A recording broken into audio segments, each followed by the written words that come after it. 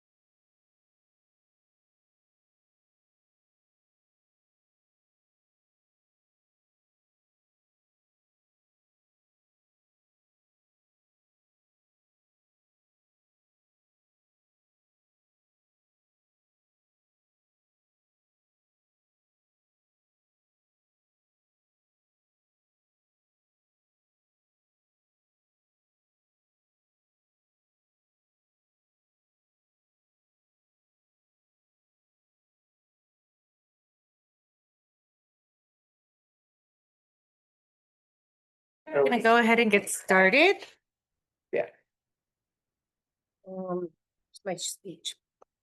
I hereby call to order the August 7th, 2025 meeting of the Town of Frisco Planning Commission. Would Katie please call the attendance?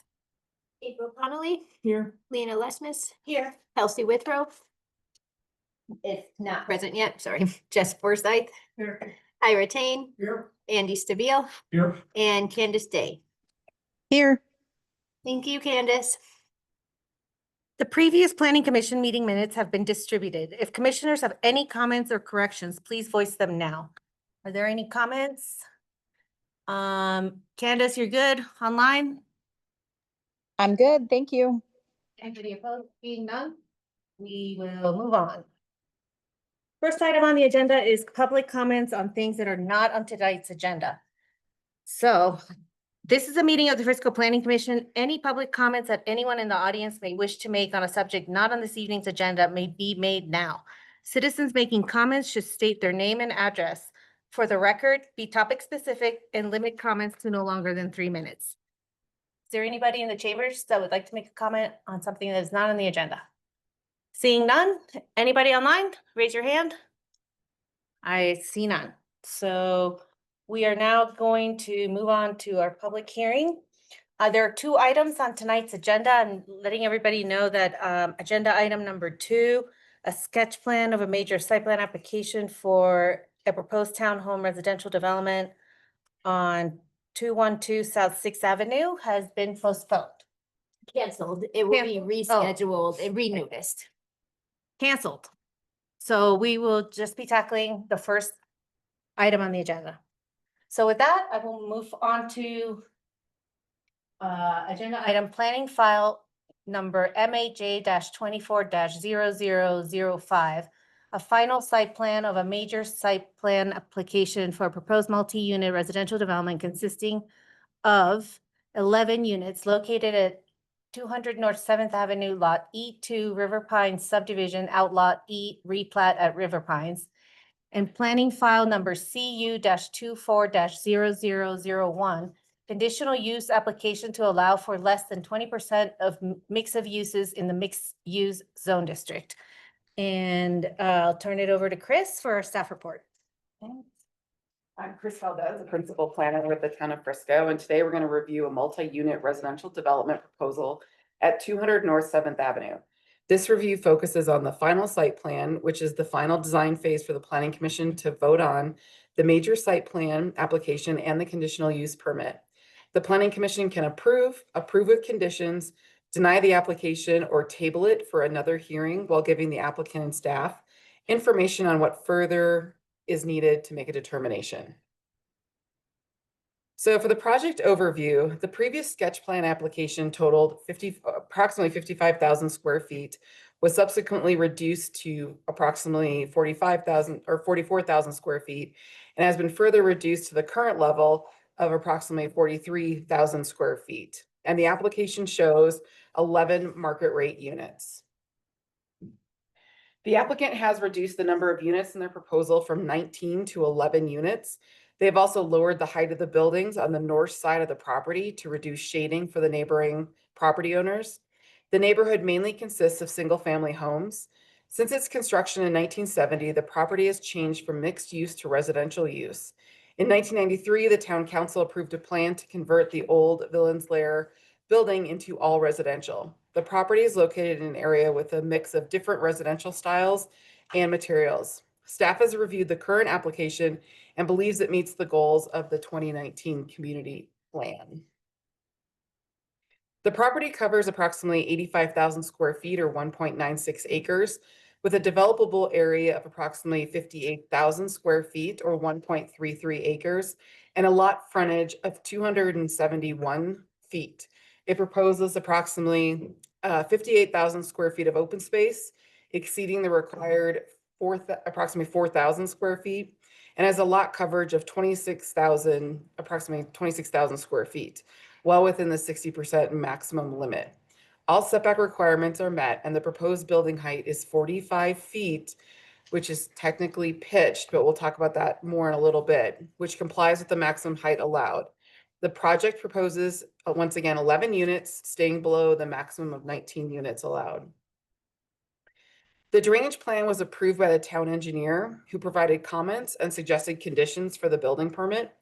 Access to the property includes one 20-foot wide driveway and existing 10-foot wide access point.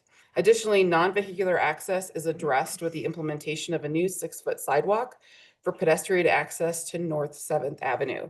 The highlighted portions of the picture are where the access points are and where that new 6-foot sidewalk is going to go.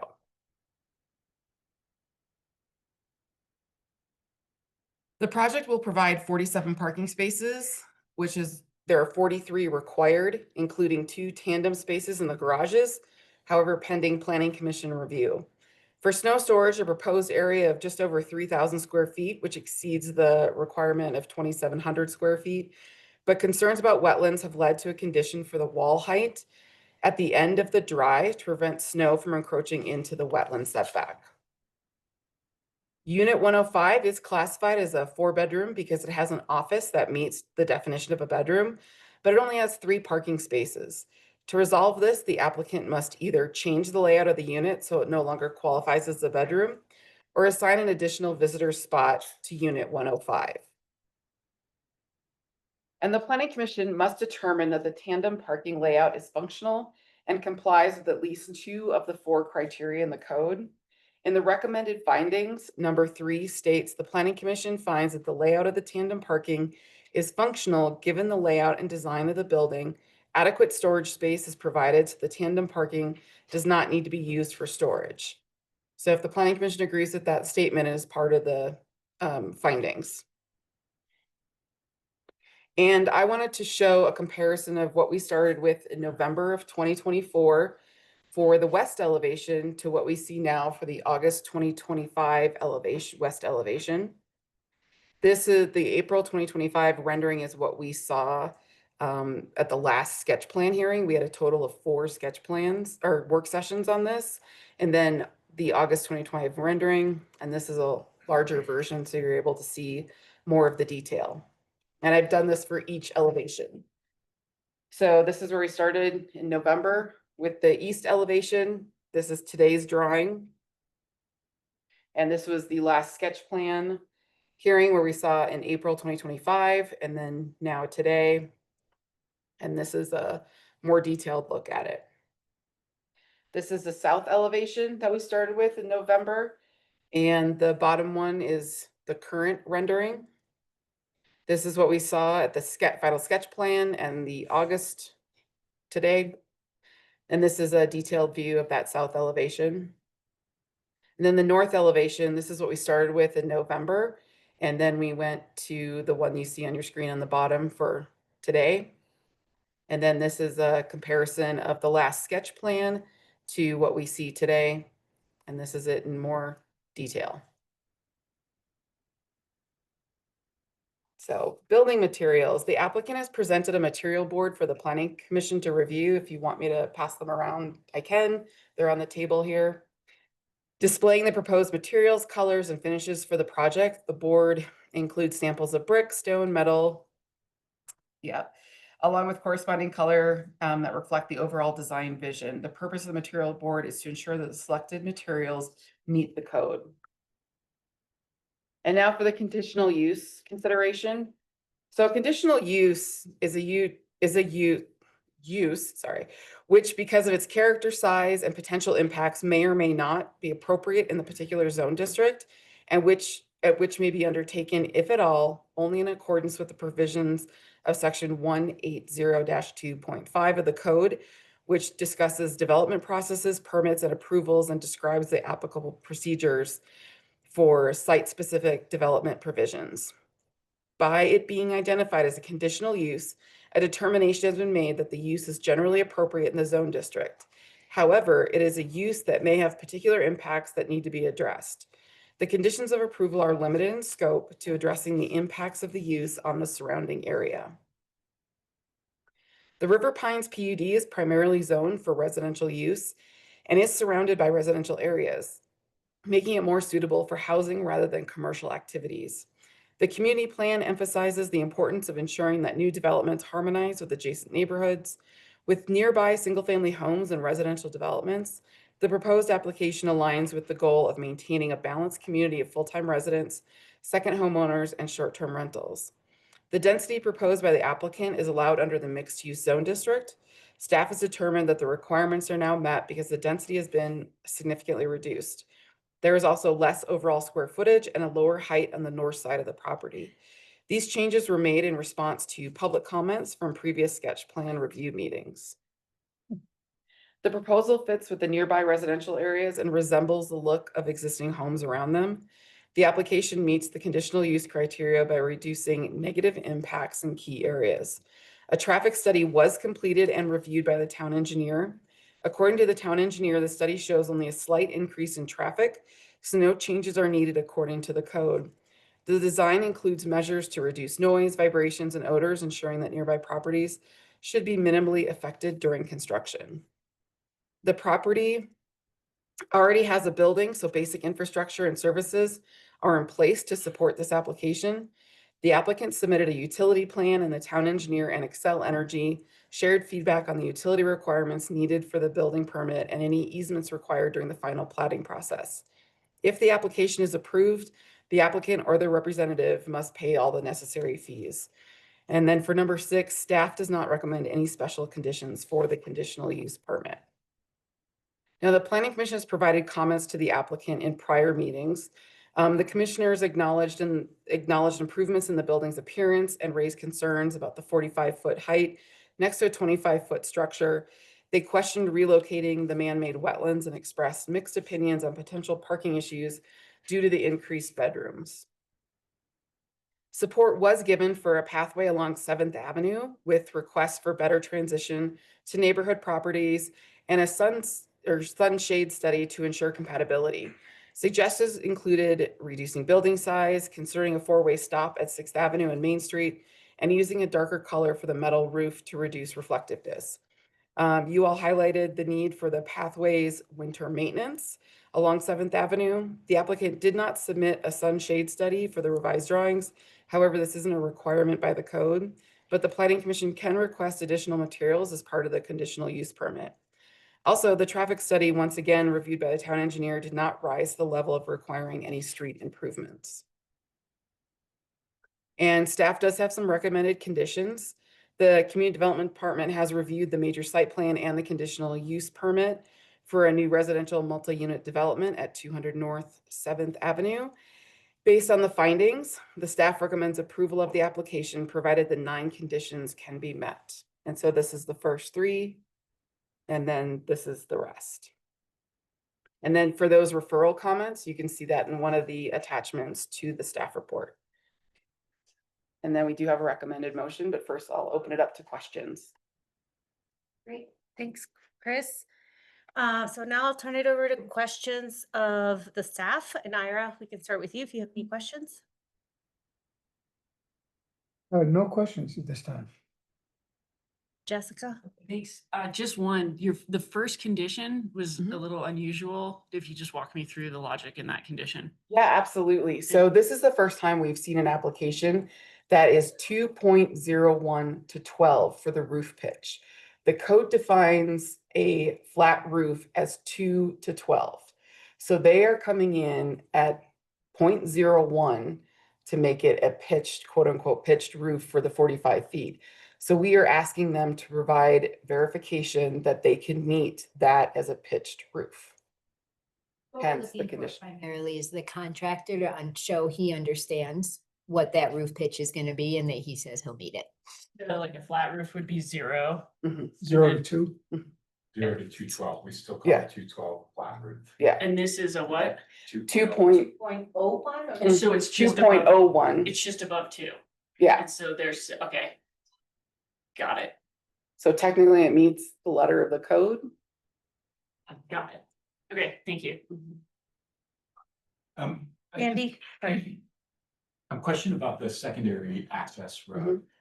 It doesn't seem like it meets the requirements for a typical two-way access road. How did that go with the town engineer that he would allow, that we as a town would allow two-way access on a 10-foot road? So the town engineer has provided conditions of approval that we have to look at before building permits. So he reviewed it and didn't have issues with it. Would you show us that one again? I think Yeah, I know sure. what you're talking about, but I just want to make sure I'm following along.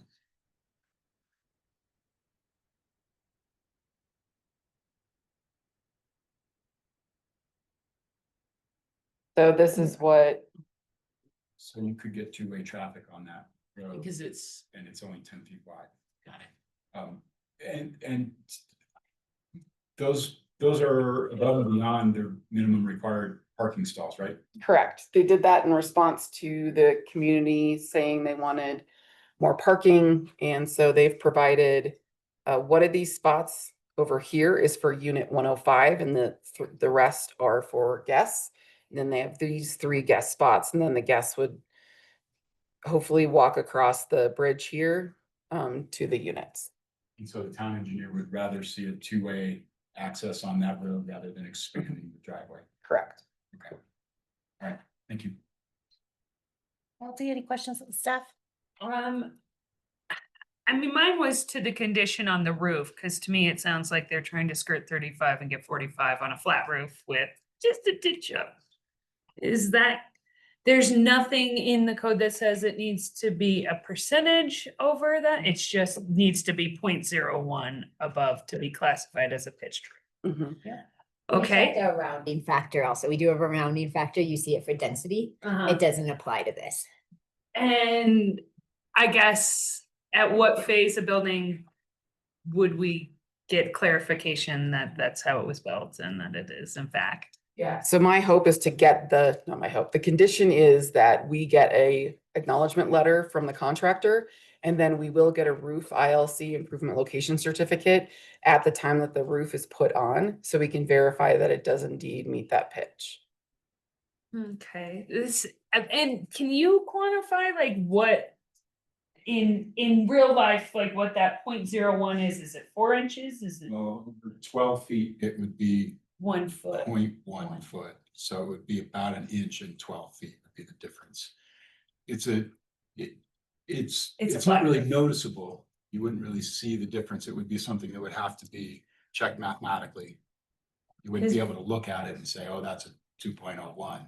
You would look at it and say that's a flat roof. You would say, I would probably look at it and say that's a 212 pitch, but mathematically, for every 12 feet, it would be an extra inch Okay, of rise.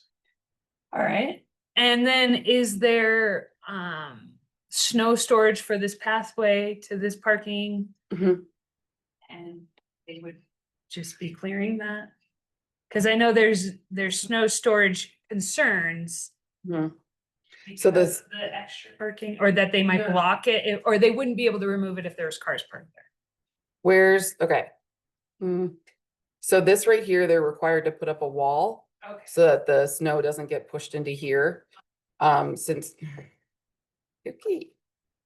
Since this isn't assigned, okay, Okay, so it's not in the guest parking that we're referencing, right, where they have to do the wall. right. Okay, that was my question. No more questions. Okay. April, any questions? Yeah, so what is the town's opinion on ownership of the sidewalk? So we are still working through an agreement. Unfortunately, the town engineer left to pursue other opportunities. So we still need to get a agreement on maintenance, snow removal, things like that. That is gonna have to be worked out before we'll issue a building permit. So it seems like it would make sense that the town does own the sidewalk rather than the building. So is that kind of where it will end up, do you think, or is that still up in the air? Still up in the air. That's all I had. Candace, do you have any questions of the staff? I do. And sorry if I don't think I can see your cursor, Chris, but where's the wall for the snow storage? What was the question? I'm What's sorry. the wall? What's the wall? What is the wall for? Oh, the wall for is to keep the snow at the end of the drive getting pushed into the wetland setback. So the end of that southern or the bottom drive? No, the top one. Oh, the top one. Yeah. Okay, I see what you're saying. Okay, that's my only question. Thank you. Chris, can you just confirm that there are no wetland disturbances in the setback or anywhere? The applicant has pulled back the building, so they are no longer within the wetland setback. And what you'll see on the plans is the dotted line of the wetland setback. And then inside of that is where the construction fence is going to go for, Okay. yeah. Great, thank you. Mhm. And this is curiosity, is the sidewalk concrete? So The one the on new seven? one, yeah. Yes, it'll be concrete. And does it connect to anything? So right now it's showing being connected to the bike path. Okay. Is that bridge there already? Oh, it is, okay. And then can you just speak, I need to go, well, can you go over there and check it out? Yeah. Okay. Well, you might want the property owners. Yeah. Yeah. I did This is that. like, I did that. Like, it's really cute. Yeah. I mean, I guess, can you speak a little bit to the bicycle parking? Cause I see two areas of bicycle parking, one that makes sense.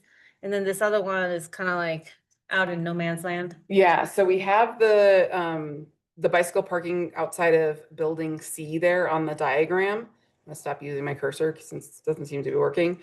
And then we have the bike parking on the south side of the site.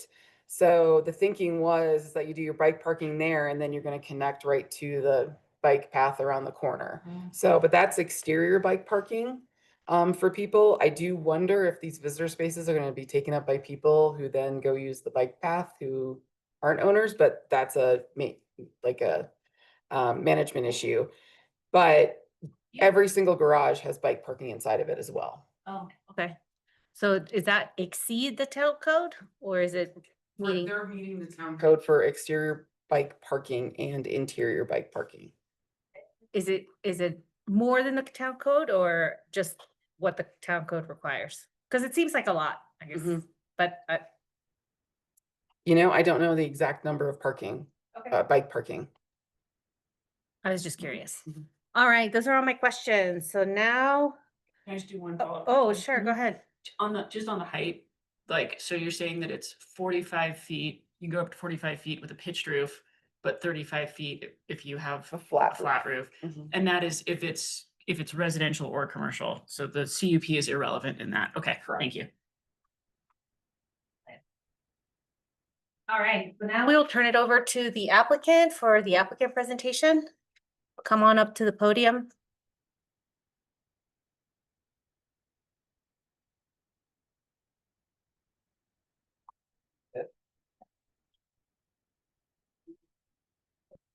Yeah, are you gonna share with me? Yes. So we're setting that up. Good evening, everybody. Nice to see you again. Get a little sense of deja vu from here before. So, you know, hopefully we're on the right progression here and that we really feel confident we are. And we appreciate everybody taking the time, working through this progression as we get towards a more finished product here. And so I'll go through a whole bunch of things here. First, I want to thank staff for working diligently with us. Obviously, you can see from the depth of the staff report and Chris's presentation, we're really appreciative for all the work and all the input that we got from them, including Chris McGinnis, who's no longer here. But before I start with the presentation, I do want to try to address some of those questions so that while they're all fresh in our minds, some of the questions that were articulated by the planning commission. So my reader's in for that one. So unfortunately. Jessica, you had the question regarding the roof.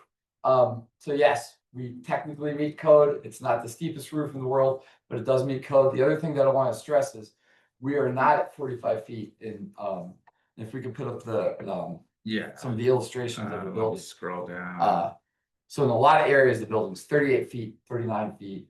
So I don't think there's anywhere we actually hit 45. And so. Yes, and most importantly, the structure on the north end, which is closest to 300 North than 7th Avenue, the neighbor, we did change the roof form. I think, Chris, you maybe had a prior version before we changed that roof form, but you could see it's less intrusive, and it only, in the middle part of it, of the structure, I think it only goes to like 38 feet. So we're below that 45 feet, especially here on this unit. Yeah, and so that's addressed the roof. We could possibly explore like a 2.02 or something like that, but really, you know, this is what we've come up with. We try to make sure we're code compliant, that we stay as low as possible, that we kind of step back and we limited heights, especially in the areas where it would be most impactful. So that's hopefully given a little bit of a background or elaboration regarding the roof. Andy, regarding secondary access, so we did work very closely with Chris McGinnis on that specific issue, have conversations specifically on that issue. So you got to remember that while it is somewhat limited in terms of being a two-way drive, it's not emergency ingress or egress. There are cars that are parked there and nothing else. And so there's 3 parking spots that are over there. So while there could be some times where there's a little bit of user conflict, having those parking spots, and this came right from engineering as well, was a much better solution than not having them. And so Chris did give a specific green light on that. We worked with him very closely on that several months ago when we were trying to come up with this new configuration and everything. Okay, regarding the wall, Candace. Hi. So you had a question regarding the wall, just regarding the wall. It's a very high wall. The wall is essentially being built. It's a retaining wall being built into the berm, so it'd be very high. So it makes it very difficult for the snow to be pushed anywhere else. And I'm gonna get to some of the other stuff that we have here that we've made express commitments to, and we will continue to regarding snow removal, et cetera, as part of the overall HOA maintenance plan. So I'll get to that in a second. But the wall, and you know, Chris is very insistent on that over time. That the wall is a very effective means of making sure that the snow removal stays where it goes and doesn't seep into the wetlands. Let's see, the wetlands disturbances, the sidewalk could be asphalt or it could be concrete. We're open to either way. I think the goal, while we were working with Chris on that, was to have the town accept that pathway. You know, we specifically have it as a pathway that will A, be lit, and also B, connect with that existing bike path as a way that, you know, it can really have some good contiguity, because then down the road on the other side, well, we certainly can't do anything over there, but you know, it's much less traffic the further down 7th Street you go, then there's another bike path connection over there. So should be a really key connection. If the town doesn't accept it for whatever reason, we'd be surprised, but if they don't, you know, that's okay. Then we were happy to take on the maintenance of that with everything else that we're doing over there. So one way or another, it will be addressed. It's just a question of which direction the town wants to go. I think I got everybody's question because there were 2 roof ones in there. If not, let me know. But again, just stepping back to this, you know, we have been working on this diligently since the last sketch plan. We've tried to address things. So the other thing I wanted to address right away, Jess, you brought up the issue of the shade study. We did indeed do a shade study. We've actually worked with our neighbors who were affected by the shade very closely. And you could put up that, if you have the shade study slide, we could put it up there. Sure. It's a fair amount of shade already. There's a little bit of additional impact. We've worked with them to directly mitigate the impacts of the additional shade on their property. We're doing it, and we'll get to it in a minute, but we're doing it with maintenance of certain trees, which I know it sounds like that's going to maintain the shade. That's actually true.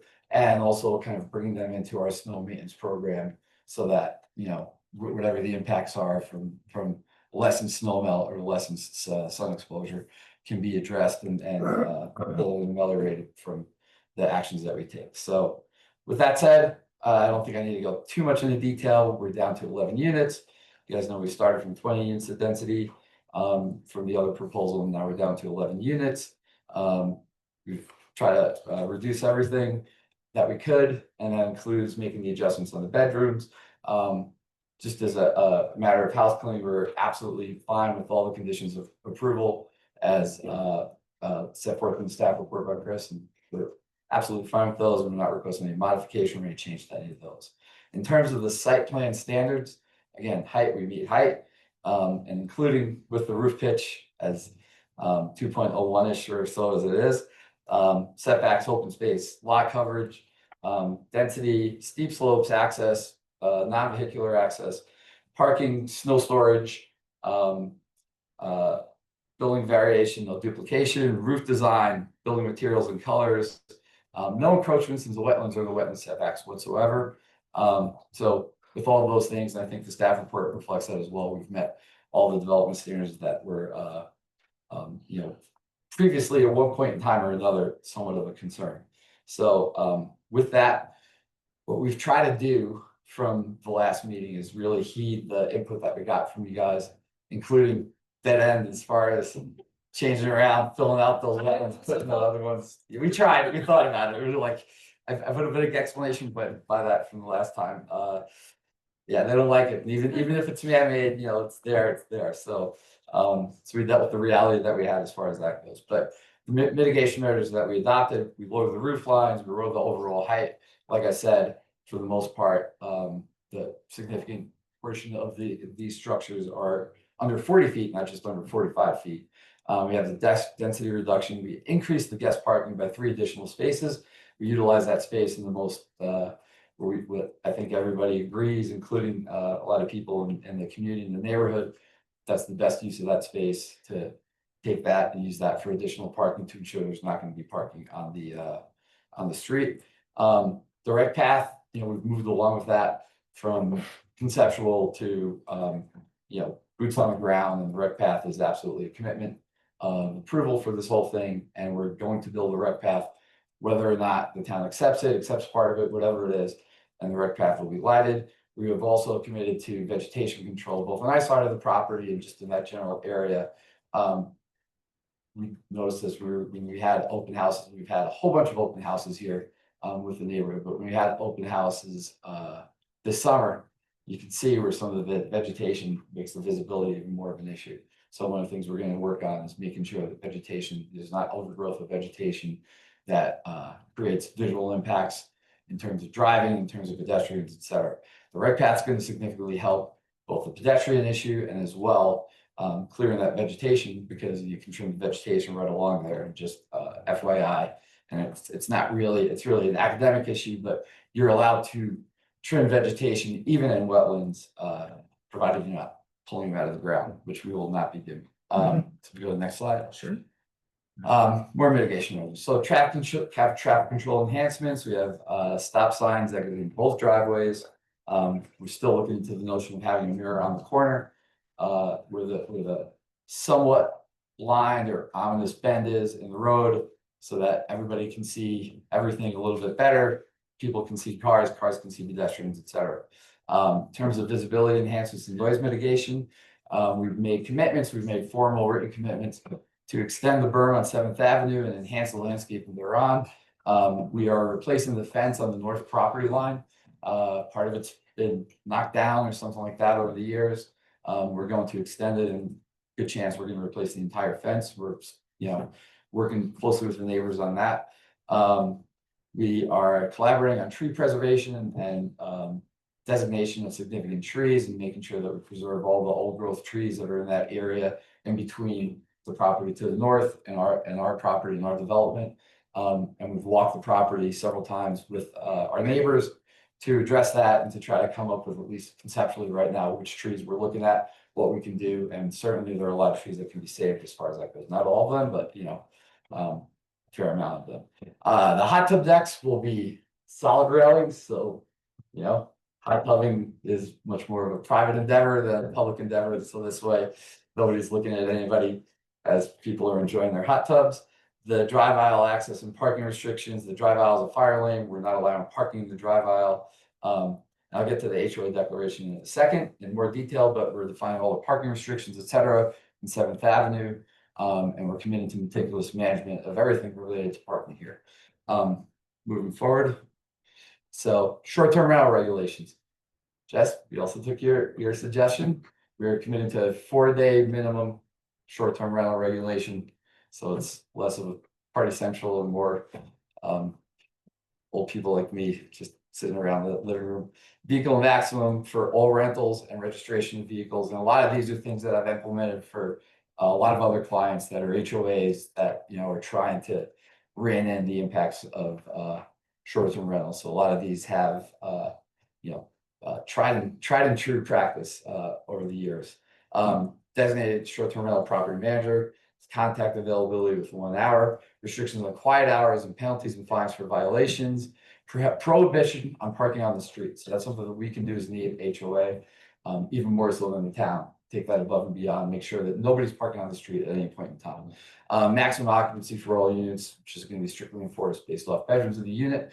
And then in terms of the impacts from the shading study, like I said, we're going to be working with our neighbors, bringing them into the snow maintenance program for the entire property, maintaining that snow to an elevated level for them. And that includes not just snow plowing, but snow removal. And that is a very fundamental part of our project. We've talked about that before, and we've committed to it, and we absolutely commit to it now.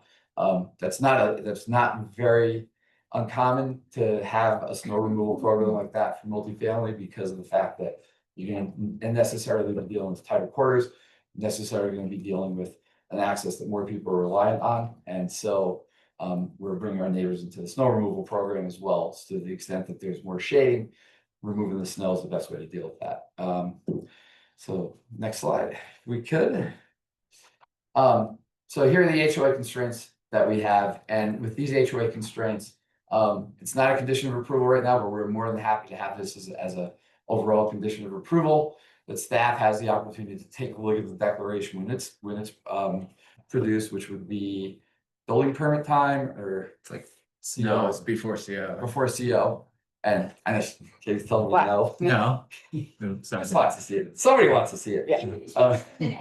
Okay.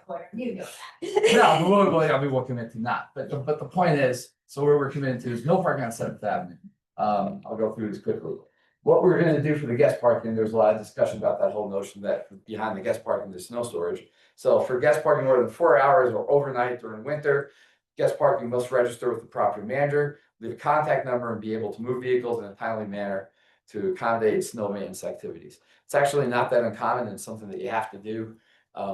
Every multifamily type of development has to do something like that. They have to come around to it. I mean, I have a single family house. The plow guy always seems to come when I'm there, so I get half my driveway plowed all the time. So parking instructions for all units to be provided to tenants and guests prior to entry. So these are your parking spaces, these are the overflow spaces, this is what you need to do. The next thing we have are HOA constraints regarding short-term rentals. Minimum rental of 4 nights, vehicle maximum of all rental, registration of vehicles, property manager, as I talked about, restriction on quiet hours, prohibitions of parking on the street. Maximum occupancy, mandated compliance with town regulations, and a limit on the number of nights annually for any short-term rental in any unit. With that, I think what we could just move to here is the whole issue of, just give me a second here. So just really quickly, going back to some of the discussions that we had during the sketch plan reviews, since this is a new hearing, I think staff did a good job of outlining in the staff report and in Chris's presentation, that we're compliant with the community plan. We want to stress again, the community plan does reflect the fact that infill redevelopment will very likely have impacts. If we could go to that slide on community plan, but it talks about the whole notion of how that infill could play out. Yeah, and so you can see some of the things that were contemplated there, and so what we're trying to do is something that's much less than the transition that you see there, and something that really does try to blend in with the community more, recognizing that it's a different type of zoning, it's a different type of housing project that we have here, but we're trying to do as much as we can to make it kind of consistent in terms of a transition and a flow. The zoning of the property, as we've talked about in the past, is River Pines PUD. That PUD specifies directly, and it's in the staff report as well. We appreciate just discussing that. You don't have to listen to me as long as go through all the intricacies, but this outlet E is specifically subject to MU zoning and nothing else. It's not subject to the HOA constraints on the rest of River Pines. It's always been envisioned to be MU.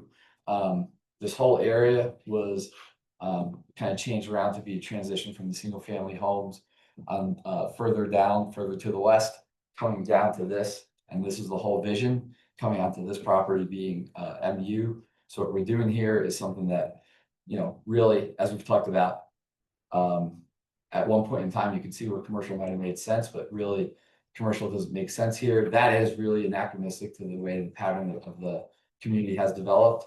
But in terms of something that is a little more intensive than just single family, certainly that is something that was always envisioned. We think we have something that does pretty well fit in that area, and particularly given the contrast to some developments like Marina Park, which seems to be much more massive, much more impactful. It's also a little bit outside of this area. We recognize that, and so that's why we try to really blend in with this as much as we could. So in terms of section 9, like we said, it's only the MU zoning code that we look at here. The PUD is part of what has determined compatibility. A PUD sets what it sees as compatibility for a neighborhood when it's articulated. So when we're working through the whole issue of compatibility, the whole notion of MU type of use on this property was deemed to be compatible. That is a standard for approval of a PUD to begin with, and it was even when this PUD was adopted. So that compatibility has been an issue that's been discussed consistently in different manifestations from the time the PUD was adopted until now. And certainly we don't feel that something along the lines of what you might see in figure M3, is it M3? Yeah. Or figure M of the code, if we could show that one, which is also reflective of what we saw in the community plan, really fits here. And we're trying to fit here, and we're trying to fit here and do so in a way where we ameliorate whatever impacts there are to our neighbors. Certainly there's impacts with any home. We're trying to minimize those as much as we can. We've worked very closely with our neighbors to do so. Very, very closely with them to do so. We've had many meetings, we've worked through all these different things. We've made formal commitments to them in terms of the things that we're gonna do and the steps that we're gonna take to try to mitigate some of those impacts and to work away from the model of that figure M, the model of what you see there in terms of what infill could be, to something that does more truly blend and complement the whole area. So with that, you know, and the whole notion of what compatibility is, we appreciate staff's recommendation. We strongly agree with staff's recommendation that compatibility is met here. We understand from where we started to where we came was a necessary process to me. Doing this for a whole lot of years now. I think that's an important part of the whole process, right? Is to come to something that works better, that fits better, that addresses all these concerns and you know, work diligently towards that. And I think that's what we've done. I think it's what staff's done. I think it's what, you know, we've done with our neighbors, what our neighbors have done, and we're very appreciative of the fact that they've been open to sitting down, working through all these issues with us, talking through all these issues with us, letting us know what their biggest concerns were, what are the things that we can try to mitigate most effectively as we move forward. And that's all in the whole auspice of compatibility and trying to make this as compatible as possible with everything around it, given what the zoning is, given what the vision was for this. And so we feel we've managed to accept it. We can go walk around with the different materials for you guys if you like. You can juggle them or something for you too if you like, but if not, I really think at this point in time, we're happy to answer any questions.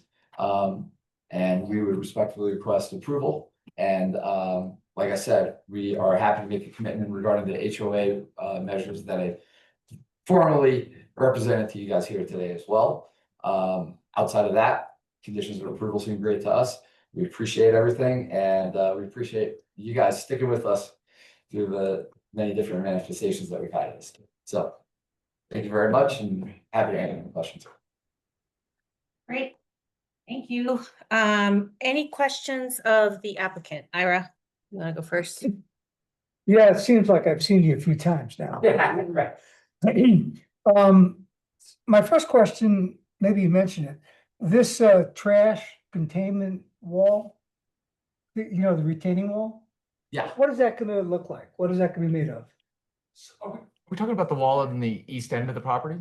Yeah. At the end of the main driveway, which Yeah. is, Yes, Yeah. so I'm thinking it will either be a boulder wall or some type of engineered blocks.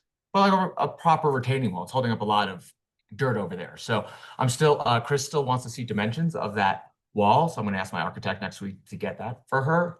But I'm pretty sure it's pretty tall, based on how deep that berm is. and then you mentioned a number of times people need to register with the property manager, like for parking, more than 4 hours. So I'm just trying to make a distinction. Is there a property manager for the entirety of the property? Or are you talking about a property manager, that individuals have an HOA, short-term rental? So there's a property manager for the entirety of the property. And that would be with whom they should They be registered. register, Right. right? So Okay. that person is the HOA's agent. That's a requirement. Kind of was a pretty horrible statute in a lot of ways, but a few years ago, they required that for every HOA, thank God. So every HOA has got a property manager. So that's where we would administer that. So, you know, that was the other comment that I heard. It was the whole notion of, you know, maybe people would go on the bike path and park in that area. So we're gonna have signage, you know, we're gonna have management of that. You know, people park in I might have done it too, time or two myself if I was desperate, but people park in HOA parking once in a while. It's usually Right. subject to enforcement. Sometimes it's a, you know, quick little note, do this again, but whatever it is, but you know, you have the right to tow Yeah. cars that are illegally parked on private property, et cetera. Okay, So the other property manager, and when we say that, you know, the 1 hour contact, so if you, and you could probably, depending on who the property manager is, they can manage short-term rentals or not. But if somebody's using somebody else for short-term rentals, they have to designate who our property manager can contact that will respond within 1 hour to any kind of issue of concern. okay. And then if you could ask your IT executive, could you put back that shading study, which I appreciate that you did? Of course, happy to do so. So, like, if I look at the bottom left, what is that, proposed scenario? I see the property line, right? Or do I not see the property line? You don't really see it in here. This is the 300 North 7th Avenue's driveway. This is the house. So the property line is, if you can see my mouse, is Yeah. yeah, it's kind of in here. So is that, can I look at that and say that is this maximum shading? Is that what we? I can take you through the. Okay, we're in March. Okay, yep. So this is June. Yeah, so March is more shade because lower sun. And so this is saying that in March, maximus shade, you go a little bit over your property line. Yes. That's what I'm only trying to understand. Thank you. Did you send this over to me? Sure. Thank you. Yeah. And we have shared this with our neighbors who are getting shaded. And like we said, we've worked through those issues with them to say, okay, there is an increase in shade. It's not as much as you might think because of a lot of the existing conditions that we have there right now. But a lot of the mitigation measures that we talked about, including the whole snow maintenance, including then the snow maintenance, is to address and help mitigate that shade. This, it seems to be the most effective way. We explored a lot of different options and we've formally committed to it. Yeah, because in that proposed scenario, it just barely touches that one house to the north. Right. In March. Yeah. Okay. I'm done. Great. Jessica, any questions of the applicant? Yeah, you talked about lighting on the path that will lead to the rec path. That's just like the private property path, correct? Like that's not like a public. It's in the road, isn't it? No, it's not in the road, actually. It's off the road. It's in the right of way. It's in the right of way? I think it's I thought it was on our side. It was in the setback. It's in the setback. Yeah, no check. Well, I guess because it was, I thought it was the path that was by where those 3 visitor spaces is. Yeah. And then that leads to the actual bike path, correct? So all the way to the edge of our property, Yeah. right? On the north side, all the way down to the south side. And then there's a little section from where our property ends to the bike path, which is owned by the town. I believe. And so Yeah. we build that as well. This is their. That's Got the it. bike That's the path. existing bike path. Just to open up Okay. plan. Andy's clearing that up for me. Okay, so the lighting is in the right of way. Would be proposed in the right of way then. Well, the new sidewalk. The new sidewalk is in the right of way. The lighting has been requested by the neighborhood, which I think is very relevant. I guess that's a great question. Can you put lighting in the right of way? I understand that maybe some neighbors have requested it, but I don't know if that's the practice the town wants to take of adding additional lights in the right of way. Sure. So I would just encourage that maybe not to be a requirement or a condition or something like that, and you to work through that with town staff. Like, I understand the safety concerns, but at the same time, we're going through a dark sky certification. Yeah. And so just trying to balance that and have that. Absolutely, and the lighting that we were talking about too was subdued lighting, Okay. right? Just It meets something dark along sky the ground. requirements. Sure. Meeting dark sky requirements and everything. We already have all our lighting requirements in there. So, we can articulate that in some way. We could work for that condition to Yeah. say, good faith exploration, the potential for lighting or whatever, right? So actually, we don't have a condition for lighting of the pathway. It would Okay. come under whatever agreement we make with whoever's the new public works director. To make sure that we meet the town standards. And to put the lighting in, you may just need an encroachment agreement or a right-of-way agreement. I don't know. So, we're 100% in. Yeah, just want you to work through that with town staff. Yeah. And then, is it a 4-night minimum or a 4-day minimum for short-term rentals? You have both. I was thinking For a for night. For a night. a night. I was thinking for a night. I just, in both, you had 4-day and one. and then- say both. Yeah, so I was just clarifying. Yeah. That's all. Whatever you said. Yeah, I said 4-night. But that's fine. That's for a night. It's up to you. And that's how the Airbnbs work. Yeah. Yeah. Yeah, and then my other comment is just in your covenants, like, I don't see a need to unnecessarily limit that you can't park on 7th, right? Like, you can't park on 7th. So You're not allowed to park on You're Seventh. not allowed to just- park on Seventh, I- but. some Yes, people- but what if the from- town changes the rules on What how we people are? heard from neighbors. Okay. In the open houses we've Got done, it. is that people park on Seventh. So even if it's academic or even if it's a little bit redundant, it's certainly something that we could do. It's certainly something that we can kind of help make sure that doesn't happen. And given the notion that you're gonna have some people that might not be aware of that, having that in the HOA materials still would probably be very Okay. helpful, I think. Convince me on that. Okay, I don't think I have any other questions. Andy? Just a quick one. There was a mention in the staff report about the one extra bedroom or office Yeah. / bedroom. I'm gonna- What's your plan on that? Just gonna remove the space altogether Yes, or remove the declassify it as office. a bedroom? I'm gonna remove the office. It's Okay. in the living room, so it just makes a bigger living room. Right. We're gonna make So it we're an not indoor gonna- pickleball court. Perfect. Indoor golf. So no added parking coming as a result of that comment. Okay, just want to check on it. I'll piggyback on parking. You gonna do an ADA? It is not in there, and I think it's a good behavior to do an ADA parking would be. My question is if you plan on doing such. I hadn't considered. I think we can make one of these spaces. So, yeah, maybe one of them could be made into an ADA, one of the guests. We'd have to look into that.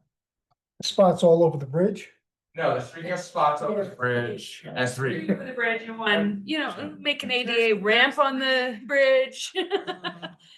I just think that that's something that's often overlooked and Yeah. it's a very important, component to have. I don't know if then, Wouldn't make sense if over you here. couldn't get in the units anyway, though, but I don't know. Oh, yeah. And 2 of them will be ADA friendly. It's like a type B unit. Yeah. Yes. So I mean, my question would be, have you considered it? And Well, then my comment would be, you should consider it. yeah. You should. do So what I did consider was the fact that the garages are very large. So if you had a handicap accessible van, you would have a lot of room in that garage to get it in and out and get somebody into an elevator. I don't know if you want to pick somebody out who may be disabled at the end and have them walk all the way along the drive aisle. It would be more in just the guest parking to make one ADA compliant. They can allocate that for possibilities, right? There's a little bit different dimensions. We have to see this today. We're happy to consider it, yes. No more questions. April? I don't have any, I got asked. Any questions? Oh, sorry. Just moving the phone. Candace, any questions of the applicant? Just a quick question. What's the width of the path that you're proposing? So I spoke to Chris McGinnis. He said he needs a minimum of 5 inches. 5 inches, 5 feet, 5 feet. 6 feet is ideal, but he was okay with 5.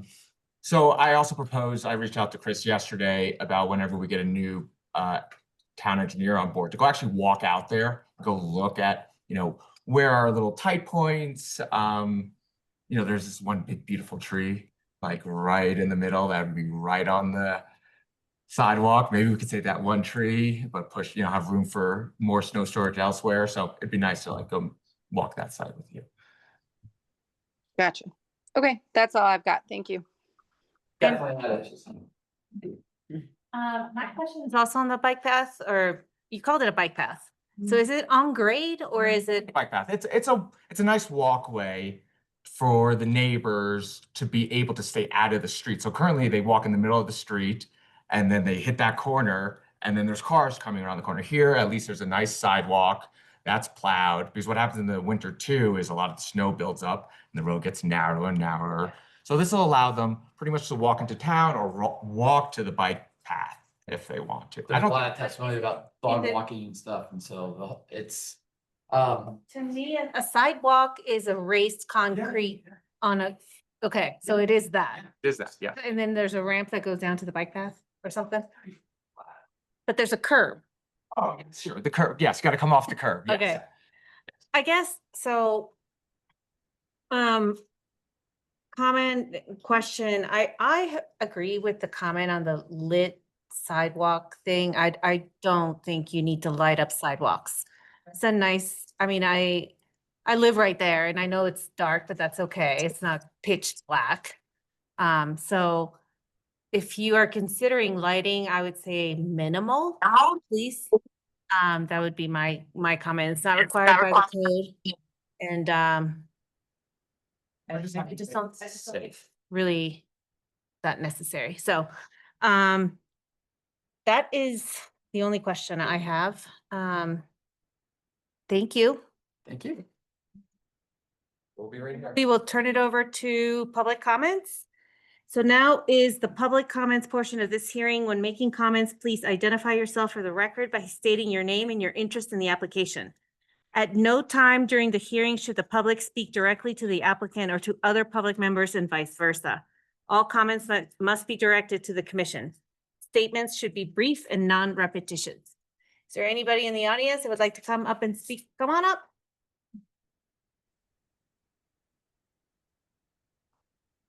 Hi, my name is Scott Herbig. I'm representing the party at 300 North 7th Avenue. First and foremost, I want to say thank you to the town. Truly appreciate the open forum that we can all speak on all this. I know some of the comments are emotional, some are constructive, but I do believe all of the comments move us forward to a better town of Frisco. I have to admit, I was one of the emotional comments back in April. I was quoted as saying the first build was a monstrosity. It was in the paper. No one wants to remember for that. I do want to be remembered for standing here. I want to say thank you to Seth and Dan. Since April, we have met multiple times, both at the house, we've walked the property, we've talked, we've met with him, had multiple team meetings during the process. First and foremost, they listened to us. We had a lot of concerns. You saw that you mentioned the snow shouting, the walking, just the noise, the level, the people, the parking, everything you can imagine. They heard all of it. Some of it emotional back in April, now to very, very constructive. I will tell you, they've worked tirelessly, 4 or 5 different designs. They took us, we've actually walked the property for trees we want to keep. You know, we walk all the time. You know, you mentioned, you said you live over there. We walk all the time on the sidewalks. Safety is paramount to us, and they've taken that into account. The sidewalk for us is a very, very important part of this. I know we might have to work with the town, but we fully support that. Dark sky compliant. I'm actually in the lighting industry. Dark sky compliant lighting for the sidewalk. It is pretty pitch black there, minimal, but we need something to be able to walk safely. And dark sky compliant, it won't spill out anywhere. The other thing that we need for safety wise, they've been working with us is you turn right onto the Galena. There's a huge amount of trees, bushes, shrubbery, and you cannot see through that as you're driving, walking, whatever you are. So we'd very much like the town to work with Seth to make that happen. All in all, I do want to stand there and say thank you to them for making this happen. We are in full support of this. We'd like the building materials. We are very appreciative of the amount of time they've changed developers on this, architects. The slope on our side is now significantly different. They've cleaned up the facing, so we beautification aspect of that. We've walked the wetland side of this. We do feel that they've listened to us and they've met us head on the entire time and worked in the spirit of partnership. And that's all. I will tell you from day one seeing this, never expected this partnership, and we'll stand here to tell you thankful that they have. And we fully support this and hope you guys, if it meets the town requirements, that we move forward successfully. That's all I have. Thank you.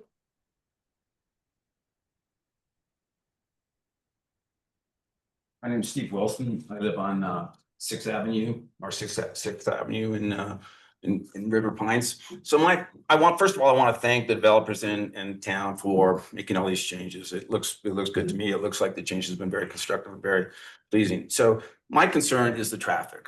And I read the consulting engineer's review of the traffic going out on 6th, and I just have to 6th to Main, and just absolutely have to disagree with it. I mean, it's dangerous now. I mean, if you have a Texas-sized pickup truck parked in front of Silver Hills and you're trying to get out and you're dealing with a bus coming one way, you've got 4 crosswalks and a lineup of cars behind you and the other ways, it's dangerous. And now with the Galena project and this, it looks to me like it's going to double the traffic. So I think that's a problem. I think the stop sign idea is good, 4-way stop. and that they should only go forward if it does have that. Thank you. Thank you. Anybody else in the chambers? There's somebody online that wants to speak, but I'll give you guys, nobody else? Okay. Paul Sale, do you want to give us your comments? Yes, I do. Do you hear me? Can you hear me? Yes. Okay, very good. My name is Paul Sale. My wife Cindy and I own the home located at 360 North 7th Avenue on the cul-de-sac. Upon review of the new application, we are pleased to see several significant changes and overall improvements that have been made in response to previous comments and concerns, especially related to their efforts to work with the owners of the adjacent property to the north, as just reported by Scott Herbig, and presented in the revised application materials. There's still a concern of adequate parking related to any overflow, even though the number of garage spaces meets the town of Frisco requirement. It seems unlikely that the proposed tandem parking layout will be fully utilized for vehicles as depicted. The addition of 3 additional guest parking spaces in the pre-existing driveway for a total of 6 now is definitely an improvement. However, will this be adequate to keep vehicles from parking along North 7th Avenue versus using those additional spaces? The comment just made about an ADA parking spaces, it'd probably be where the 3 are adjacent to the building. I think that would take up 2 guest parking spaces for the space required for ADA. So that would reduce guest parking, I guess, especially with the interior drive aisle being too narrow for any outside parking leading to fire lane designation. Will the proposed HOA restrictions be actively enforced? If not, what happens then? Will River Pines homeowners be provided the HOA property manager contact info? Therefore, we have these additional suggestions to submit to the town of Frisco for implementation related to the project. Enforcement of the prohibition of parking in front of the development on 7th Avenue, as the street is just too narrow. The width of the street is only 24 feet, where in a comparable area on North 6th Avenue, it's 32 feet. Will there be no parking signage related to this to control the parking or no parking prohibition? The continuous sidewalk walkway now added into the plans needs to be allowed and approved by the town of Frisco to continue on and connect to the existing bike path, which is just past the property boundary. In addition, consideration of vehicular traffic volume on Galena Apartments in this development, the town of Frisco needs to address the anticipated backup of vehicles during busy times that will undoubtedly occur at the intersection of 6th and Main. There needs to be significant consideration given to the installation of some type of traffic control there, which probably entail making that intersection a 4-way stop. The possibility of a speed limit sign put up prior to entering the street curving onto North 7th Avenue in order to try and slow vehicles around that curve where they could possibly encounter other vehicles, bicyclists, and or pedestrians. Hopefully the town of Frisco will consider these items as well to improve traffic flow and help alleviate concerns regarding pedestrian safety. Thank you for your time. Thank you. Anybody else? Seeing none, we'll close the public comment. Is there more? Did I miss somebody? Hi, this is Brian Poldyke. My wife Amy and I live at 200 North 7th Avenue. And I wanted to just share the appreciation for Seth and his team in working through some of the mitigating. We're the property directly across the street. We would be subject to the headlights leaving that 10-foot drive. They would be coming right into our property and through discussions on landscaping mitigation, on in the opportunity to really work through noise concerns through landscaping as well. We just appreciate the partnership with Seth and his team.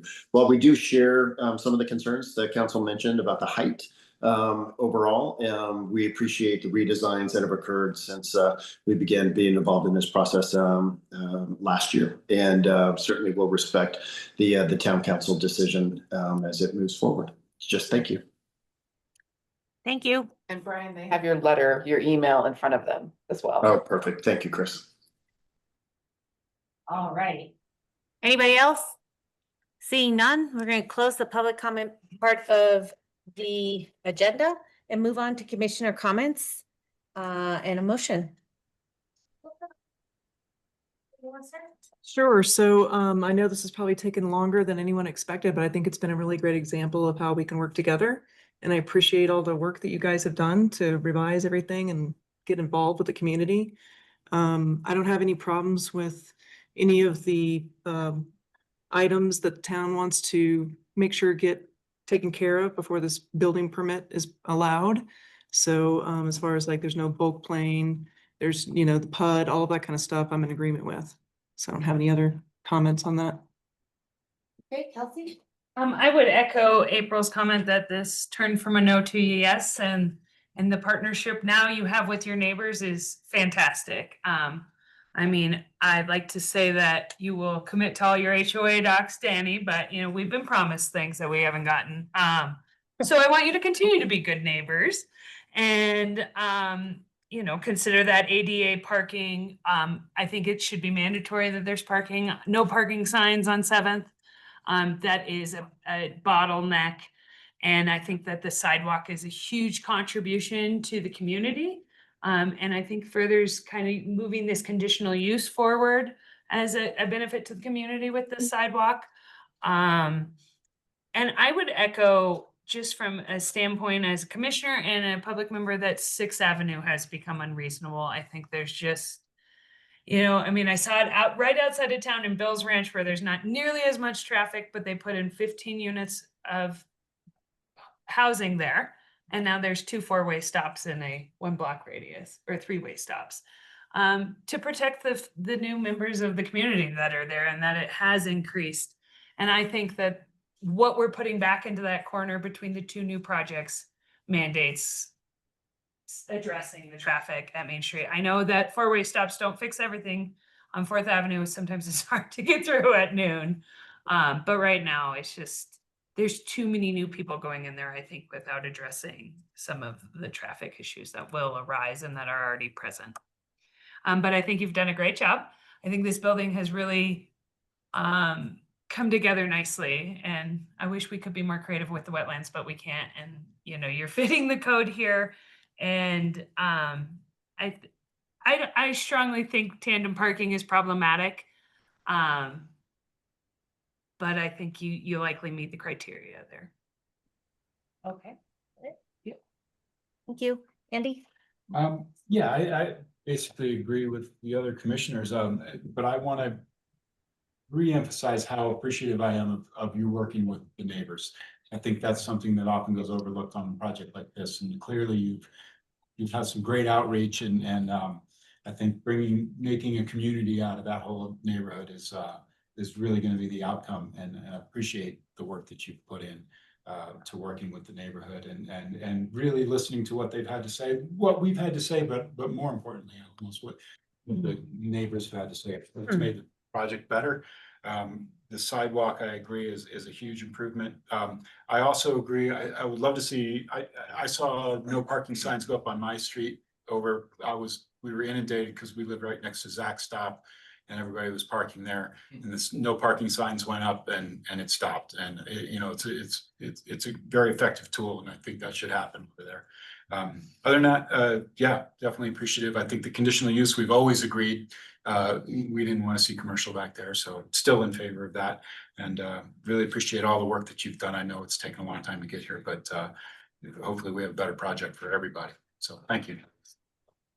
Yeah, quite the ode to the public process here. So good job, everyone here in this room, staff, public, us, you guys. So yeah, thanks. And I do think we got to a better project in the end. I know it's sometimes painful and expensive, but thank you for working with us and with the neighbors.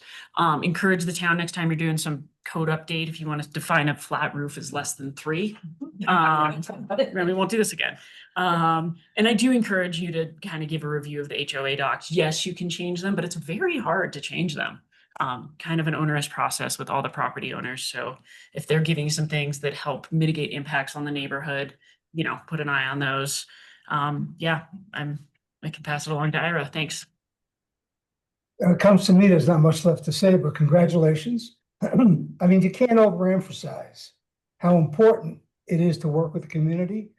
Because when we saw people come on TV and the people here calling you by name, Seth and Danny, did I get that right?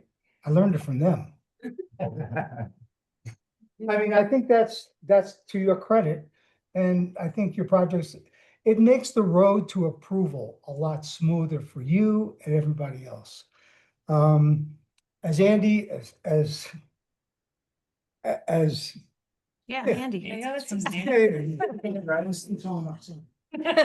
As he said, so going back to the mixed use, yeah, from day one, we all knew that mixed use was not appropriate. Commercial over there would be a loser for you, a loser for the community. And now that it's not there, it's a win for everybody. And last but not least, I mean, the sidewalk is there, the shading study that you didn't need to do that you did, I think that showed your commitment to doing the right thing. And the tandem garage spaces, yours are fairly usable. I have seen an upcoming project where I didn't know you can open the car doors in the garage, let alone a wheelchair or anything like that. So I'm comfortable that the tandem spaces will be used in a as designed function. That being said, I'm done. Candace? Yeah, I know it's late, but I'm gonna re-echo what everybody said, that the public process, the commissioner process, you guys heard us, you heard staff, you heard the community, and you took extra efforts to work with the community, and it shows. And I think the approval process is a few months, but these people are living next door to your future owners. So I think that was time well spent, and thank you. I would echo, I think we as commissioners just need to look at the code with tandem parking. I know it meets the code, but I just think in reality, when you have 6 or 10, however many it is, guest spaces and tandem parking, it just gets tricky, especially as we're looking at infill. So I think that's something on us that we need to look at. I agree with Jessica on looking at the code for the pitched roof minimums.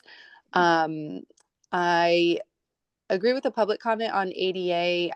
I fully support ADA. I think in a complex like this, we want ADA, but I think it's in the garages more than those guest spaces, because losing a guest space almost creates other problems.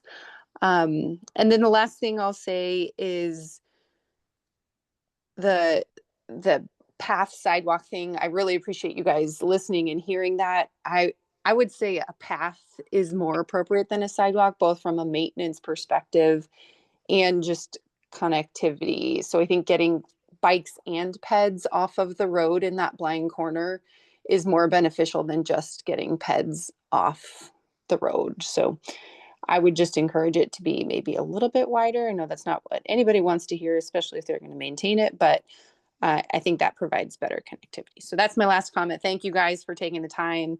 Thank you to the public for taking the time to make your comments and be heard, and then also to show back up and say thank you. I think it shows us that this process works. So thank you for taking your time throughout the process. That's all I've got. Thanks. All right. I've got nothing more. The project has really come along since the first rendering of it, and I say the same thing that everybody said. It's really come along. I think it's been a great process. I think it looks great. I appreciate the changes to design. It's come along. It looks really good, and no encroachments into the wetlands. I appreciate that as well. I think the tandem parking, I'm not concerned about it, and I really appreciate all the HOA restrictions that you're talking about. You heard my comments on the lighting of the pathway. I just hope that we keep that to a minimum. And, on the ADA, I'd rather not lose a guest parking space, and I agree with what Candace said. Yeah, so good job, and I echo the comment to the public. Thank you for coming. It's important that we hear from you, even if you're online. You guys live there, so I appreciate you guys being here and taking the time. And that's all I have to say. Good job. Motion? I'll make a motion. With respect to file number MAJ 240005 and CU 240001, I move that the recommended findings set forth in the August 7th, 2025 staff report be made and that the recommended conditions set forth therein be taken, and that the planning commission hereby approves the request for major site plan and conditional use permit application for the proposed new residential multi-unit development located at 200 North 7th Avenue, Lot E2, River Pines, resub out Lot E, replat A, River Pines. Second. I don't know if I can second. Second. Second. All right, can we do a vote? Yes. Forsyth, Yes. Withrow, Yes. Lesmus, Yes. Kane, Yes. Day. Yes. All right, passes unanimously. Oh, Cynthia, sorry. You weren't at the example I was using as a template meeting. Sorry. It's unanimously. Thank you. Thank you. Appreciate all your, thank you. All right, next we move on to, do we want to take a quick break? It's canceled. No, I was gonna move on to staff and commissioner. updates. I'd rather. Just get it over with. Yeah. I think we can get there. Must have extensive updates on this. Yep. Right, all I had is that it looks like we will not have a second meeting in August, so you get one more summer evening to yourselves. Nice. Cause they're flying by. You are, so enjoy it, appreciate it, yeah. Thanks for asking. Oh, yeah. Somebody's got. Somebody said something was happening today. I don't know about today. They're working now with the fire district to get all of their permits secured with them. They're still planning on moving forward this summer. Why do they, how are we going to protect us? Or is just sitting out there to get I like ruined? that, No, they- outrage. I don't know what you want to know. And we can look at the covenant that the town council had with them. And see if that's being followed or not, because it has specific provisions in that agreement with council, so I. can Like, it ask. just feels like we've moved the Excelsior mine to go rot somewhere else. And I'm I like, know. it doesn't have a door to protect it from snow in the winter. Like, to me, that is not following the historic overlay if you're gonna go Well, I ruin a don't think historic it's allowed building for in the the move. covenant anyway, So. Yeah, so I have concerns about that. That's it. What is going on with the house on the corner of Madison and Granite? With that construction project where they moved the house onto the new foundation? No. That's been sitting for a long time. Probably better. Yeah, well, they just had a minor site plan application to move that house, I think in anticipation of submitting a major site plan to develop the rest of the site, but we haven't received anything. And so how long? Dispute and the family said, I want to keep the house, and the developer was like, cool, I'll just put it on a Put it over foundation for here. you. Which they should have been like, cool, build me a new house while Yeah. you're building this other one. Right. But that's essentially. So like, it. how long does the fencing allow to stay up and all that kind of stuff? Like, I haven't looked at their building permit recently. Yeah. I think they're still. it's just like go that way. Yeah. Nice. Building fencing. Yeah. Were they required to pave the alley off of 8th? Across from the town-owned property where they're building those 2 standalone houses? Oh. I cannot remember. I think the fire department may have required, did they pave it? It looks like, well, there was been. No, so many they're little, working on, like, yeah, I they don't know are, if it's Excel, but it's like, They were it required looks to all of a sudden now real prep to be paved. yeah, it's gonna be paved, because the rear unit is accessed from. Yeah, Yeah. but we haven't required other pavings of alleys, so I was wondering what the genesis was, because it's like less units than we've seen. Great question. It used to be from Summit Fire. If you parked your truck, you had to get 2 150-foot hoses around it. So if you had 300 feet from where that truck parked, or you had to add a sprinkler system. And if you couldn't, you had to improve that surface to meet fire truck requirements. That direction keeps changing with new staff at Summit Fire. So I think applicants have probably seen different direction from the town always reverts to Summit Fire on that. So depends what they say about that project. Yeah. Interesting. Where are we with dark sky? Did that come up in front of council and did it, Yeah. what was their reaction? It has not gone to council yet. It's at a work session on August 26th. Not a just council. Just council on August 26th, yeah. And then it's coming back to you to let you know what they said. Yeah. And, oh, go ahead, Ara. Is, am I correct? Did you say we're getting, to see a project where they want to add living units behind log cabin, which is Casa Sanchez? Is that true, or am I just? We saw. Yeah. You saw a sketch plan. And I- then I more was- units. So and now I hundreds. see there's a for sale by owner Yeah. sign. Is that affecting the application? It could if it sells. So the owner of the restaurant in the existing apartment on that property is looking to sell. If they sell, The owner of the restaurant owns the real estate? Yes. Okay, but none of the common, I don't think they own any common area. They own the land underneath the restaurant, but they Yeah. don't own any of the parking in the back. Oh. The applicant. The applicant, Oh. 121 East Main. Remember? oh, this sounds really, Oh, yeah, because it was kind of like just melded into it. Yeah. Yeah. So if a property owner sells of the, any unit on there, either the restaurant or the existing apartment, we then need to get the new owner's permission for that project to proceed. Cause they do have interest in the entire site. oh, So are they looking for someone to take over Casa Sanchez, or is Casa Sanchez likely gonna close, or do we know? That's kind of what we've heard is that they want to sell. They wanna sell? Interesting, okay. the prospector is getting closer to opening. They got temp Yeah. COs this week, Oh, yeah? so you'll start seeing some things going. I'm trying to go get an ACI poll. How do you say it? I said, SAA. she keeps trying to go in there and they keep telling her, come back tomorrow. It Like, each day this week. was not the town. We've been done for a while, including building. It was waiting for fire. Okay. The screening turned out okay. It did. I mean, like, I haven't toured one of the units to noticed it. see what it looks like, but from the Looks better. street, it definitely kind of blends back in. Yeah. So, I agree. Did the inspection and they actually built a wall between that unit and the mechanical unit. Right. Walking out of that, I know. you want to smell McDonald's, smell my house.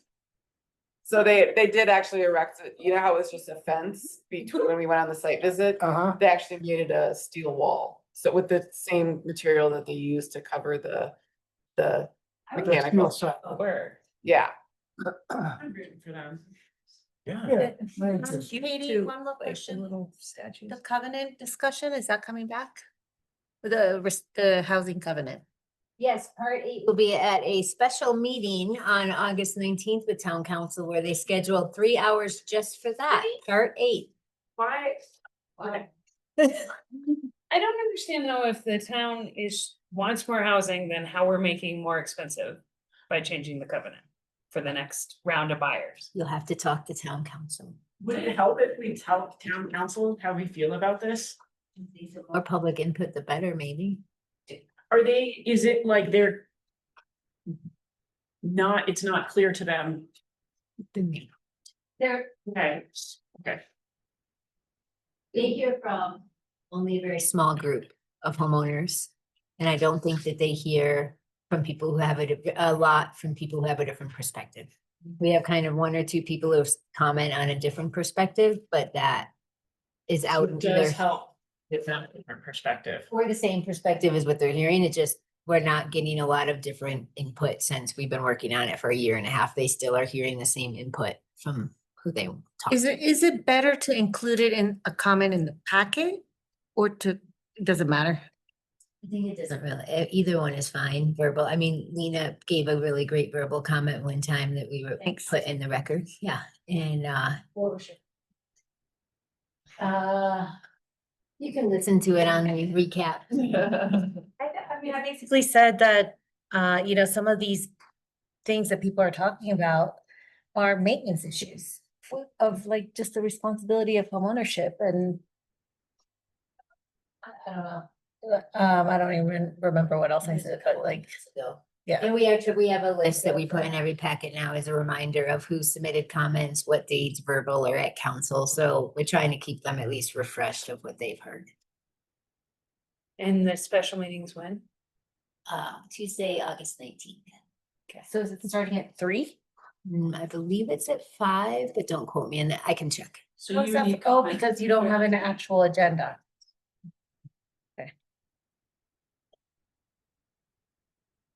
Motion to adjourn. Second. All right.